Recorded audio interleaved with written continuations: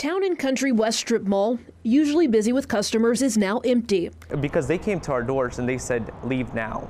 Not finish up what you're doing, leave now. Businesses were abruptly evacuated Wednesday after Metro Fire investigators conducted an inspection and found several parts of the building not up to code. Anytime that there is a fire and life safety hazard that can't be mitigated immediately, we have to evacuate the building. That's for the occupant safety. The department found issues with firewalls and railing. The fire department says part of the issue with the railing is that in some areas it's missing and it does not support body weight. Another critical issue was the fire detection and alarm system. If a fire were to occur, some parts of the building would be notified while other parts would not. Those people there wouldn't have the notification that there was a fire, and then their time to evacuate and exit the building would be severely diminished. Inspectors found the same issue with sprinklers. It's very concerning because, you know, obviously I have a sprinkler right up above your head, and if something would happen to this facility, I would certainly want that sprinkler to work.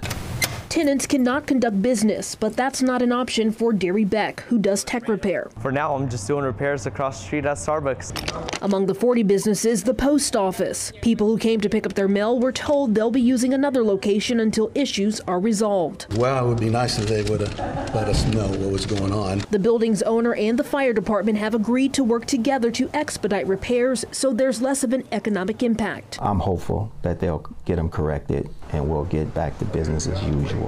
I spoke to one of the building owners off camera today. He tells me they do not know when they'll have those repairs completed.